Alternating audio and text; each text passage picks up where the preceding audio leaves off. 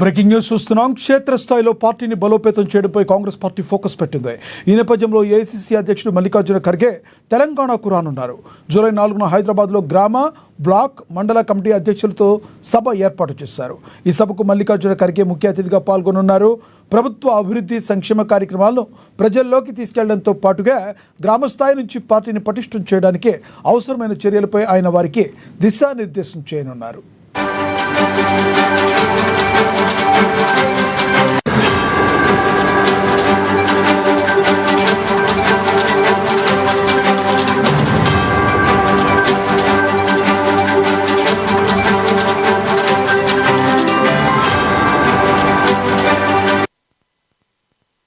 క్షేత్రస్థాయిలో పార్టీని బలోపేతం చేయడంపై కాంగ్రెస్ పార్టీ ఫోకస్ పెట్టింది. ఈ నేపథ్యంలో ఏఐసీసీ అధ్యక్షుడు మల్లికార్జున ఖర్గే తెలంగాణకు రానున్నారు. ఇదే విషయానికి సంబంధించి మరింత సమాచారాన్ని మా ప్రతినిధి హరీష్ ఫోన్ ద్వారా అందిస్తారు. హరీష్, చెప్పండి, ఏదైతే కాంగ్రెస్ పార్టీ ఉందో ఇది అంతర్గతంగా ఇంకా కాంగ్రెస్ బలం చేకూర్చేందుకు ఫోకస్ చేస్తుంది అనుకోవచ్చా? రైట్ లక్ష్మీనాథ్, తెలంగాణలో కాంగ్రెస్ పార్టీ అధికారంలోకి వచ్చిన తర్వాత పూర్తిగా ఫోకస్ చేసింది క్షేత్రస్థాయిలో బూత్ లెవెల్ నుంచి కూడా పార్టీని పటిష్టపరిచేందుకు చర్యలు తీసుకుంటుంది. ఇప్పటికే ఏదైతే కాంగ్రెస్ ప్రభుత్వం ప్రవేశపెట్టిన సంక్షేమ పథకాలు కావచ్చు, అభివృద్ధి కార్యక్రమాలకు సంబంధించి కూడా క్షేత్రస్థాయిలో ప్రజల్లోకి తీసుకునేందుకు అనేక సంక్షేమ కార్యక్రమాలు కావచ్చు, వివిధ ఏదైతే పథకాలకు సంబంధించి కూడా ప్రజల్లోకి తీసుకునేందుకు కార్యాచరణ సిద్ధం చేసింది. ఈ రోజు వచ్చే నెల 4వ తేదీకి సంబంధించి కూడా ఏఐసీసీ అధ్యక్షుడు మల్లికార్జున ఖర్గే హైదరాబాద్కి రాబోతున్నారు. ఇక పార్టీ బలోపేతం సంబంధించి కావచ్చు, ఇక 4వ తేదీకి సంబంధించి కూడా ప్రత్యేకంగా గాంధీ భవన్ లో జరిగే పిఏసీ సమావేశం, అలాగే పొలిటికల్ ఎగ్జిక్యూటివ్ సమావేశంలో పాల్గొంటారు. సాయంత్రం 4 గంటలకు సంబంధించి కూడా ఎల్బీ స్టేడియంలో బ్లాక్ అధ్యక్షులు, గ్రామ శాఖ అధ్యక్షులు, మండల అధ్యక్షులు, జిల్లా అధ్యక్షులతో కూడా భారీ బహిరంగ సభ ఉండబోతుంది. ఈ సభా వేదిక కూడా పార్టీకి సంబంధించిన కార్యాచరణ కావచ్చు, స్థానిక సంస్థలకు సంబంధించి కూడా ఏ విధంగా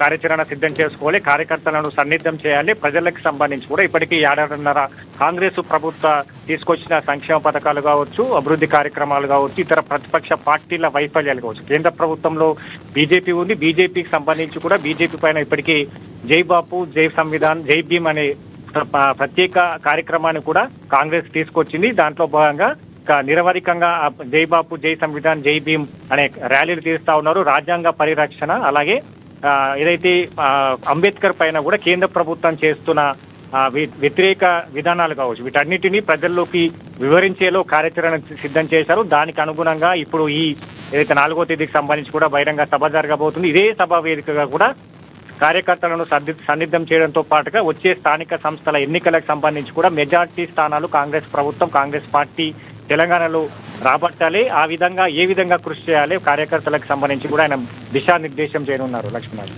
అయితే హరీష్, ప్రధానంగా చూసుకుంటే ఈ లోకల్ బాడీ ఎన్నికలకు సంబంధించి కూడా వారికి దిశానిర్దేశం చేయడానికి ఇది ఒక తోడ్పాటు అవుతుంది అనుకోవచ్చా?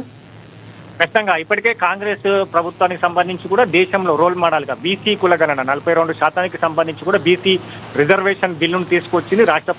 రాష్ట్రపతికి సంబంధించి కూడా దానిపై చట్టబద్ధతను తీసుకొచ్చినందుకు రాష్ట్రపతికి పంపడం జరిగింది. మరోవైపు ఏదైతే ఎస్సీ వర్గీకరణ, ఈ 2 సంబంధించి కూడా దేశంలో మొట్టమొదటిసారిగా తెలంగాణ ప్రభుత్వం ప్రవేశపెట్టింది.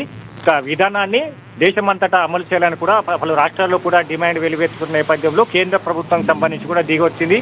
జనగణనలో భాగంగా కులగణన చేస్తామని కూడా ప్రకటించింది. అంటే కాంగ్రెస్ ప్రభుత్వం తెలంగాణలో తీసుకున్న నిర్ణయాత్మకాన్ని దేశమంతా కూడా అమలు కాబోతున్నది. కాబట్టి ఈ చారిత్రాత్మకాన్ని కూడా ప్రజలకు వివరించాలి.